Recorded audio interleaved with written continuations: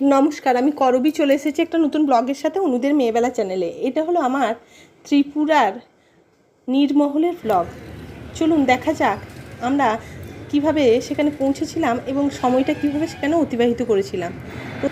প্রথমে সকাল সকাল আমরা বেরিয়ে পড়লাম সকলে মিলে রেডি হয়ে নীরমহলের উদ্দেশ্যে।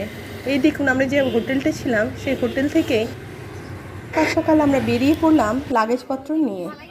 বেশ কিছুক্ষণ জার্নির পর আমরা এসে পৌঁছালাম নীরমহলে। নীরমহলে পৌঁছেই আমরা প্রথমে টিকিট কাউন্টারে টিকিট কেটে টিকিট নিয়ে এসে বোটে চাপলাম। এ প্রসঙ্গে বলে রাখি, এখানে গাড়ি পার্কিংয়ের বিশেষ ব্যবস্থা রয়েছে, তবে সেখানে টিকিট মূল্য 100 টাকা এবং এখান থেকে নীরমহলে পৌঁছানোর বোট ভাড়া তার মূল্য পার হেড 50 টাকা। এবং ওখানে গিয়ে আমাদের আলাদাভাবে আবার টিকিট কাটতে হবে নীরমহলে পৌঁছানোর পর নীরমহলে প্রবেশ করার জন্য। যথাসময়ে বোটে চেপে বসতে আমাদের বোট ছেড়ে দিল।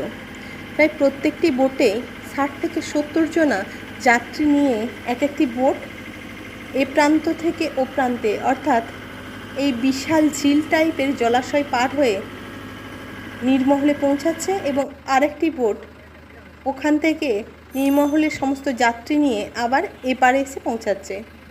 এভাবে দুটি বোট সমানেই যাতায়াত করছিল। যাই হোক, দেখতে দেখতে আমরা নীরমহলে এসে পৌঁছে গেলাম।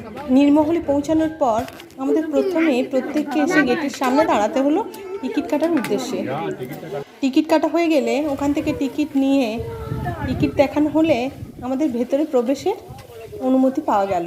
ভেতরটা দেখুন ভীষণই সুন্দর এবং পুরোটাই একটা রাজবাড়ি টাইপের। নিচে বিশাল জলাশয় আর তার মধ্যে ছোট্ট ছোট্ট ডিঙ্গি নিয়ে যাত্রীবাহী জল নিয়ে এদিক থেকে ওদিকে তারা যাতায়াত করছেন এবং কিছু স্ন্যাক্স বা শুকনো খাবারও তারা পরিবহন করছেন এদিক থেকে ওদিকে।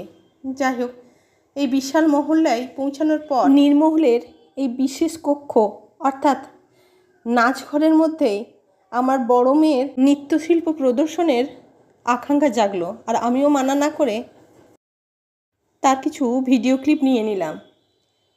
যাই হোক, চলুন দেখা যাক তার দুষ্টুমি ও ছেলে মানুষের কিছু অংশ। এরপর আস্তে আস্তে আমরা ওখান থেকে বেরিয়ে পড়লাম পুরো রাজমহলটা ভালো করে ঘুরে দেখার উদ্দেশ্যে।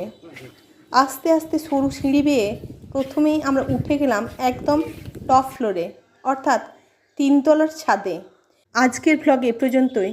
পরবর্তী অংশ দেখতে হলে অবশ্যই চোখ রাখতে হবে